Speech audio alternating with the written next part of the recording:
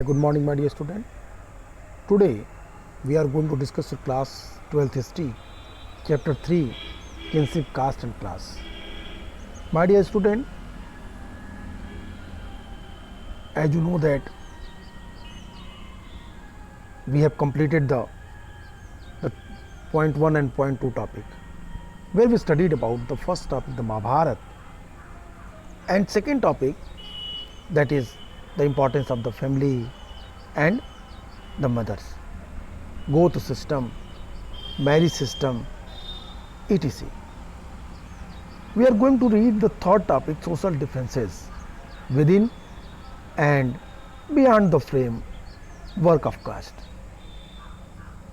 तीसरे टॉपिक में जो सामाजिक विषमताएं थीं 6th सेंचुरी BC से लेके 6th सेंचुरी AD के बीच, जो वर्ण सिस्टम के अंदर और वर्ण सिस्टम के बाहर, जो सामाजिक ढांचे में जो लोग अंदर के थे और जो लोग बाहर के थे, उन लोगों के बारे में हम इस टॉपिक थर्ड में पढ़ेंगे। थर्ड टॉपिक में सबसे महत्वपूर्ण बात यह है कि हमें एक सामाजिक स्ट्रक्चर को समझने का एक अवसर मिलेगा और आसानी से हम वर्ण और कास्ट में डिफरेंसेस को समझ सकते हैं। My dear, this is very clear that कि जो वर्ण सिस्टम थी ये ऑक्यूपेशन बेस्ड था, जो लेटर वैदिक काल तक आते आते बर्थ बेस्ड हो गया। पहले ये ऑक्यूपेशन पे था, वैदिक एरा में 1500 टू 1000 BC के बीच ये जो काम करता था उसके आधार पे उसके वर्ण का निर्धारण किया जाता था, लेकिन लेटर वैदिक तक आते आते ये एक्सट्रीम हो गया। अब यहाँ पे व्यक्ति के काम और व्यक्ति का जो क्रियाकलाप थे उनके आधार पर वर्ण का निर्धारण नहीं, बल्कि जन्म के आधार पर वर्ण का निर्धारण किया जाने लगा। अगर इस टॉपिक को देखें तो धर्मशास्त्र और धर्म स्मृतियों में जो ब्राह्मण ये बात कहते हैं कि जो ये वर्ण ऑर्डर है, इस वर्ण ऑर्डर का समाज के लिए बड़ा महत्व है और इसका निर्माण ब्राह्मणों ने नहीं बल्कि किसने किया है? इसका निर्माण डिवाइन देवताओं ने किया है, ये डिवाइनली है। और मैंने आपको क्लास 11th में कुछ पढ़ाया था, अगर आपको याद होगा तो, चैप्टर 3 ऑर्डर में। सो माय डियर, इस टॉपिक को समझिए। समाज के 4 वर्ण, ब्राह्मण, क्षत्रिय, वैश्य एंड शूद्र। इस समाज में ब्राह्मण, क्षत्रिय, वैश्य एंड शूद्र, ये 4 वर्ण थे। आज भारतीय समाज में इन वर्णों के आधार पर ही हमें जातियों के स्वरूप का निर्धारण दिखाई देता है।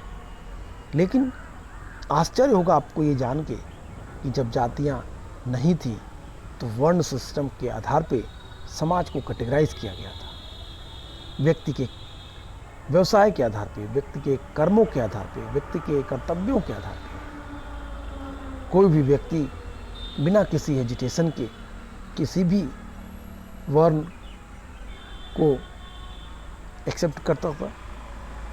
जैसे ऋग्वेद के नवम मंडल में जो सोम को समर्पित उसमें कहता है, वहाँ पे एक कवि कहता है कि मैं कवि हूँ, मेरी माँ आटा पीसती है और मेरे पिता भेषज हैं, इट मीन्स डॉक्टर हैं। तो एक ही परिवार के लोग, वो स्वयं कवि है, टीचिंग कार्य करता है, उसकी माँ आटा पीसती हैं, शूद्रा की कार्य करते हैं, और उसके पिता डॉक्टर हैं तो वैश्य का काम करते हैं। तो ब्राह्मण, वैश्य और शूद्र एक ही परिवार में तीनों लोगों के कर्तव्यों के आधार पे, कामों के आधार पे डिवाइडेशंस का उल्लेख ऋग्वेद में किया गया। जातियों के बारे में आपने पढ़ा होगा, जातियां कैसे बनी और वर्ण सिस्टम से इनका क्या संबंध है। इन चीज़ों को हम आज इस टॉपिक में पढ़ने का प्रयास करेंगे। So let us come and try to understand the third topic, social difference within and beyond the framework of caste. You are probably familiar with the term caste, which refer to set a hierarchically ordered social categories. The ideal order was laid down in the Dharma Sutra and Dharma Shastra.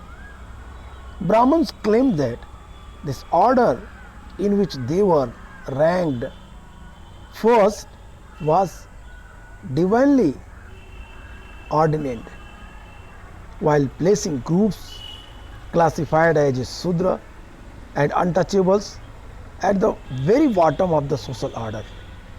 Position within the order were supposedly determined by birth. My dear, here I would like to inform you that the rank of the Varna order that was not set by Brahmins according to Brahmins, that it was set by God. It is the divine order. Here I would like to tell you that this type of explanation not only in the Vedic religion or Sanatan religion or Hindu religion, but also this type of categorization was in the every and each religion like Christianity. I hope you have remembered the chapter 3 order.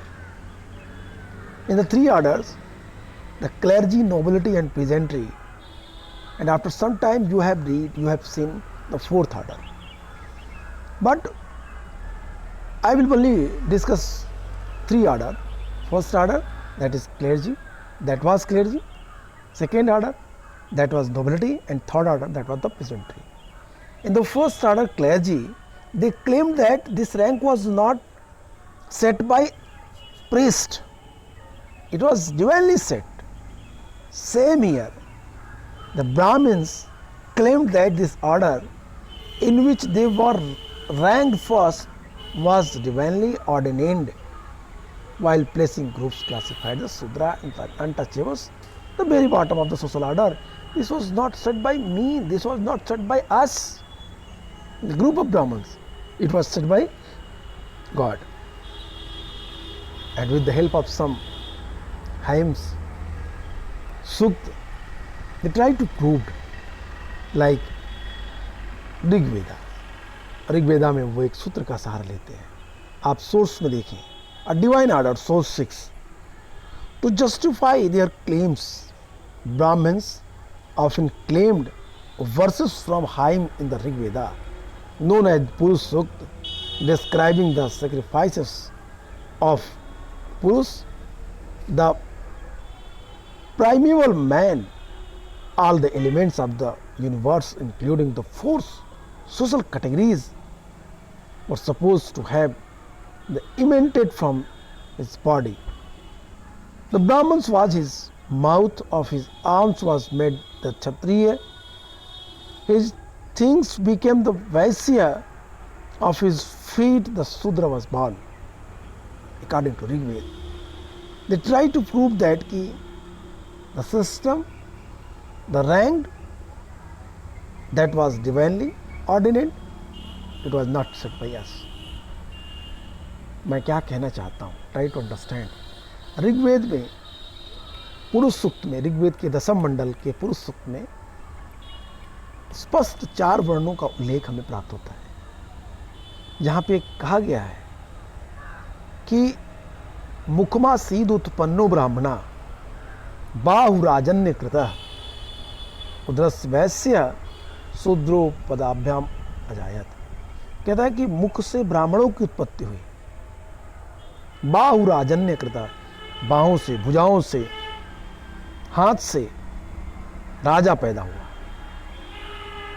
कमर से या पेट से वैश्यों की उत्पत्ति हुई और शूद्रों की उत्पत्ति पैरों से हुई. इस बात का उल्लेख ऋग्वेद के पुरुष सूक्त में मिलता है. इसके अलावा भगवान श्री कृष्ण ने भी गीता में इस बात का उल्लेख किया है. वो कहते हैं, चातुर्वर्ण्यम मया सृष्टम गुण कर्म विभागसा. 4 वर्णों की उत्पत्ति मैंने की है गुण और कर्मों के आधार पे. That is the very important things which you have to understand. अब इसके बाद देखिए, इन्हीं चीज़ों को हम यहाँ पढ़ेंगे. 3.1 देखिए, the right occupation. Dharmasutra and धर्मशास्त्र also contained rules about the ideal occupation of the four categories of one. Brahmins were supposed to study and teach the Vedas, perform sacrifices and get sacrifices performed, and give and receive gift. That is the duty of Brahmins. Brahmins, their main occupation was study and teach the Vedas, perform sacrifices and get sacrifices performed, give and receive gift. This was the main occupation of the Brahmins. Kshatriya were to engage in warfare, protect people and administer justice, study the Vedas, get sacrifices performed and make gift. Kshatriya, the second order, their main role in society to protect society, involve himself, engage himself in warfare, to provide the proper administration and justice for the common people, and study the Vedas, get sacrifices, perform sacrifices and make gift. The last three occupations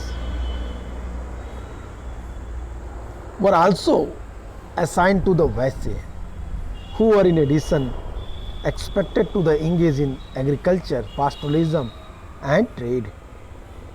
Krishi pasu palan vanijyah iti cha varta.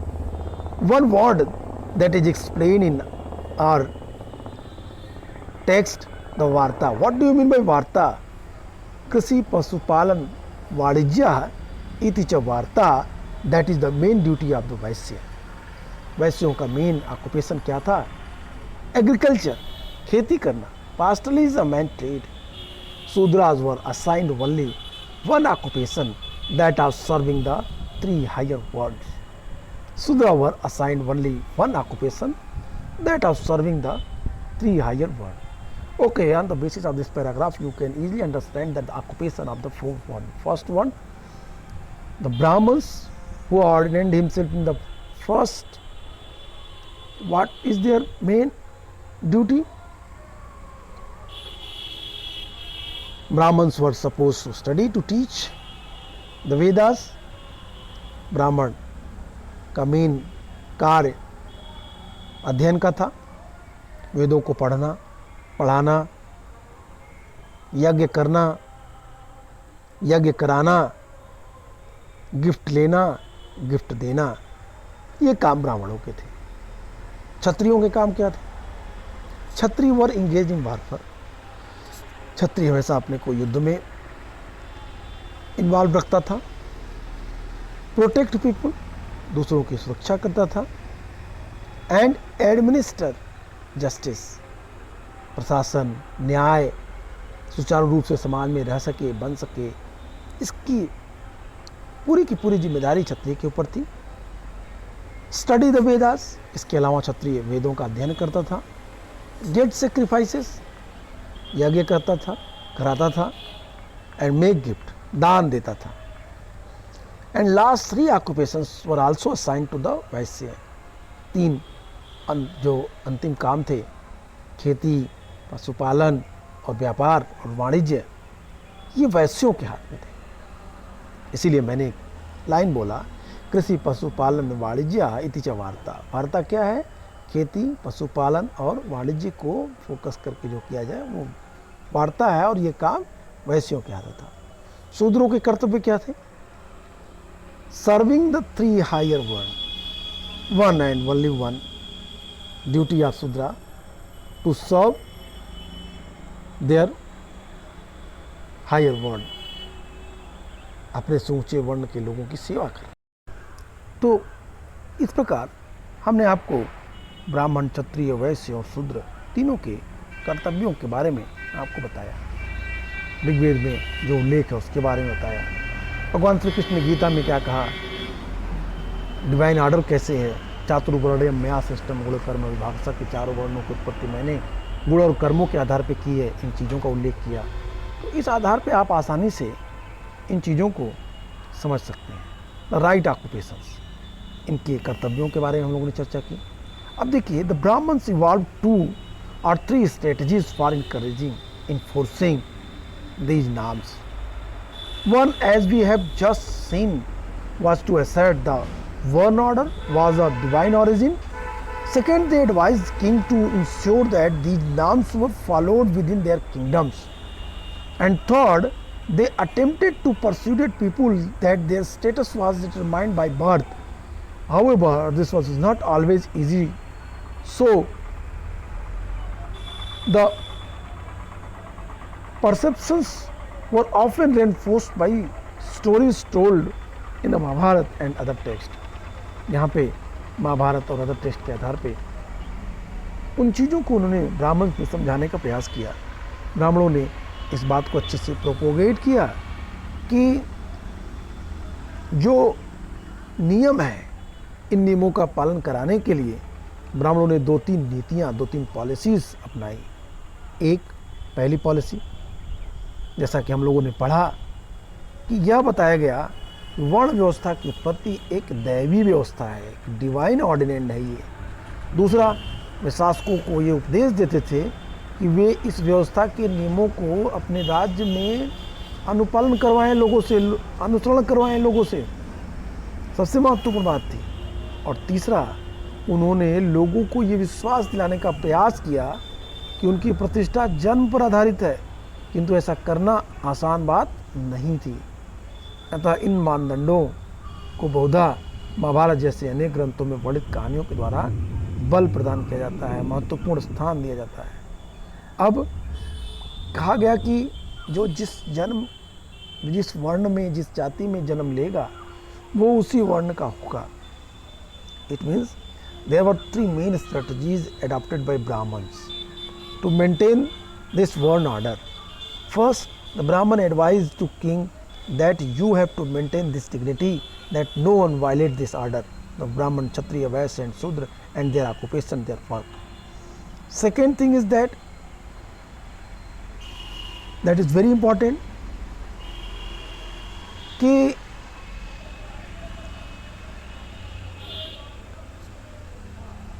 one order was divine origin. They tried to prove by their examples, by their logic in society. And third, that is the very important, that their status was determined by birth. It means the common people or the royal families or the everyone, their status was determined by birth. However, this was not always easy, so perceptions were often reinforced by stories told the Mahabharata and other texts. इसलिए उन लोगों ने महाभारत और other text की सहायता से इसको बताने का प्रयास किया। अब सोर्स 7 को देखिए आप लोग, proper social order. Here is a story from Adi Parvan of Mahabharata. Once, Drona, a Brahman who taught the archery to the Kuru princess,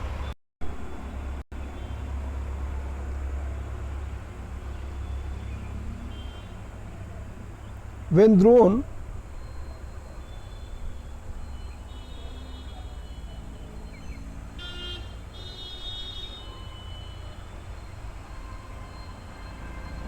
this story is very important. Why? Because on the basis of this story you can easily understand that how the Drona take a step in the favor of their son. Once Drona, a Brahman who taught the archery to the Kuru princess, was approached by Ekalavya, a forest dwelling Nisad hunting community. When Drona, who knew the dharma, refused to have him as his pupil, Ekalavya returned to the forest, prepared an image of Drona out of clay, and treating it as his teacher, began to practice on his own. In due course, he acquired great skill in archery. One day, the Kuru princes went hunting and their dog, wandering in the woods, came upon Eklavya. When the dog smelled the dark Nisad wrapped in black deer skin, his body caked with dirt, it began to bark. Annoyed, Eklavya shot 7 arrows into its mouth. When the dog returned to the Pandav, they were amazed at this superb display of archery. This is the superb display of archery that Eklavya what? कुत्ते के मुंह को उन्होंने तीरों से भर दिया था. The traced down Eklavya, who introduced himself as a pupil of Drona. Drona had once told the favorite student Arjun that he would be the unrevealed amongst his pupil. Arjun now reminded Drona about this. Drona approached Eklavya, who immediately acknowledged and honored him as his teacher. When Drona demanded his right thumb as his fee, Eklavya unhesitatingly cut it off and offered it. But thereafter, when he shot with the remaining fingers, he was no longer as fast as he had been before. Thus, Drona kept his word. No one was better than Arjun. अब यहाँ पे इस कहानी से आपको एक बड़ी अच्छी शिक्षा मिलती है. आपको पता चलता है कि किस तरीके से उचित सामाजिक कर्तव्यों के बारे में लोगों ने व्याख्याएं की, एक्सप्लेनेशन दिया. महाभारत के आदि पर्वन से एक कहानी उद्धृत है. एक बार ब्राह्मण द्रोण के पास, जो कुरुवंश के राजकुमारों को धनुर्विद्या की शिक्षा देते थे, एकलव्य नामक वनवासी निषाद शिकारी समुदाय से था, जो उनके पास आया. एकलव्य ने द्रोण से शिक्षा ग्रहण करने की बात रखी. द्रोण ने जो धर्म समझते थे उसे शिष्य के रूप में स्वीकार करने से मना कर दिया. एकलव्य ने वन में लौटकर मिट्टी से द्रोण की प्रतिमा बनाई तथा उसे अपने गुरु मानकर स्वयं ही तीर चलाने का अभ्यास करने लगा. समय के साथ वह तीर चलाने में सिद्धस्त हो गया. एक दिन कुरु राजकुमार अपने कुत्ते के साथ जंगल में शिकार करते हुए एकलव्य के समीप पहुंच गए. कुत्ता काले मृग की चमड़ी के वस्त्र में लिपटे निषाद को देखकर उसके ऊपर भौंकने लगा. एकलव्य ने क्रोधित होकर एक साथ 7 तीर चलाकर उसका मुंह बंद कर दिया. अब वो कुत्ता लौटा तो पांडव तीरंदाजी का यह अद्भुत दृश्य देखकर आश्चर्यचकित हो गए. उन्होंने एकलव्य को तलाशा. उसने स्वयं को द्रोण का उससे पूछा कि तुम किसके शिष्य हो, तो उसने अपने को द्रोण का शिष्य बताया. द्रोण ने अपने प्रिय शिष्य अर्जुन से एक बार ये कहा था कि वह उनके सभी शिष्यों में अद्वितीय तीरंदाज बनेगा. अर्जुन ने द्रोण को उनका यह प्रण याद दिलाया. द्रोण एकलव्य के पास गए, जिसने उन्हें अपना गुरु मानकर प्रणाम किया. तब द्रोण ने गुरु दक्षिणा के रूप में एकलव्य से एक दाहिने हाथ का अंगूठा मांग लिया. एकलव्य ने फौरन गुरु को अपना अंगूठा काट कर दे दिया. अब एकलव्य तीर चलाने में उतना तेज नहीं रहा. इस तरह द्रोण ने अर्जुन को अपने वचन जो दिया था उसको निभाया कि कोई भी अर्जुन से बेहतर धनुर्धर नहीं हो सकता. इस बात को उन्होंने प्रूफ किया. My dear, even this story is very easy to understand, but their main core is very important, that the promises which was given by Drona to his disciples, अपने शिष्य के लिए जो उन्होंने प्रॉमिस किया था कि क्या होगा, कि उनके शिष्यों में सबसे अच्छा धनुर्धारी कौन होगा. No one was better than Arjun. So उस अपने प्रण को पूरा करने के लिए उन्होंने एकलव्य से उसका अंगूठा मांग लिया. That is the very strange. I hope you are getting what I am telling you, my dear. तो यहाँ से कहानी को एक नए अप्रोच में समझिए. It is very important story which gives us information about world system and world order and their duties. If you will read this story very minutely and carefully, then one question got stuck in your mind, that why a club was not able to, क्या उस द्रोण से शिक्षा पाने के लिए वो क्यों योग्य नहीं था? Why he was not eligible for this education which was given by Drona. First question it should be raise in mind. यहाँ से आपके मन में ये क्वेश्चन आएगा, ये विचार आता होगा. तो सबसे महत्वपूर्ण बात यह है कि यदि इस विचार को देखें तो सबसे पहले आपको ये समझना होगा कि द्रोण, जो कि राजकुल के द्वारा अपॉइंट किए गए एक टीचर थे, जो केवल राज परिवार के बच्चों को ही शिक्षा दे सकते थे, और एकलव्य जो कि जंगल में रहने वाला एक निषाद था, एक जनजातीय था, तो उसे कैसे शिक्षा देते हो? वो वर्णक्रम के अनुसार नीची जाति का था, तो उसे शिक्षा देना मुश्किल था. इसलिए द्रोण से शिक्षा देने में सक्षम नहीं थे, असमर्थ थे. लेकिन दूसरा प्रश्न यहाँ उठता है कि राजकुल के बच्चों के साथ ही, राज परिवार के बच्चों के साथ ही द्रोण के पुत्र अश्वत्थामा ने भी शिक्षा ग्रहण की, जबकि वो भी राज परिवार से नहीं था. लेकिन वो अपर कास्ट का होने के कारण शिक्षा प्राप्त करने का उत्तरदायी था, ऐसा धर्मशास्त्र और धर्मस्मृतिकारों ने इसकी व्याख्या की.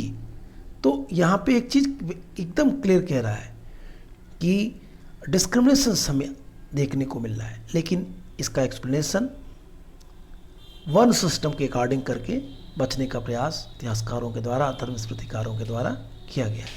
इवन एकलव्य उनके सारे शिष्यों में सबसे योग्य और निपुण होता यदि वो उनसे शिक्षा प्राप्त किया होता. बहरहाल ये स्टोरी हमें कुछ संदेश देती है, हमें कुछ इन्फॉर्मेशंस देती है, जिसे समझने के लिए हम लोगों ने काफ़ी कुछ इस पर बातें की. आदि पर्व की इस स्टोरी में द्रोण, जो कि अपने प्रिय शिष्य अर्जुन को सिर्फ ये बात कहते हैं कि तुम से बेहतर कोई धनुर्धर इस धरती पे नहीं हो सकता, इसलिए उन्होंने एकलव्य के पास वो गए. एकलव्य से उन्होंने गुरुदक्षिणा की मांग की और गुरुदक्षिणा में एकलव्य ने अपना दाहिने हाथ का अंगूठा उन्हें दे दिया. तो ये पूरी प्रक्रिया एक सिस्टमेटिक वे से बढ़ते हुए दिखाई देती है. अब हमारा जो नेक्स्ट टॉपिक है हमारा नॉन क्षत्रिय किंग. नॉन क्षत्रिय किंग, तो ये टॉपिक नॉन क्षत्रिय किंग अपने में बहुत ही महत्वपूर्ण और इंटरेस्टिंग टॉपिक है. नॉन क्षत्रिय किंग में हम उन राजवंशों के बारे में पढ़ेंगे जो भारत के साम्राज्य सीमा थे, भारत की बाउंड्री के बाहर से लाए थे. It means outsiders, rulers. We will try to understand कि जो वर्ण सिस्टम के अंतर्गत नहीं आते थे उन्हें किस जाति में रखा जाए. साथ ही साथ हम उन क्षत्रिय किंग को भी पढ़ेंगे जो वर्ण सिस्टम के अकॉर्डिंग क्षत्रिय नहीं थे, फिर भी वो राजा बने. According to shastra, Dharmashastra and Dharmasmriti, Kshatriya could be king.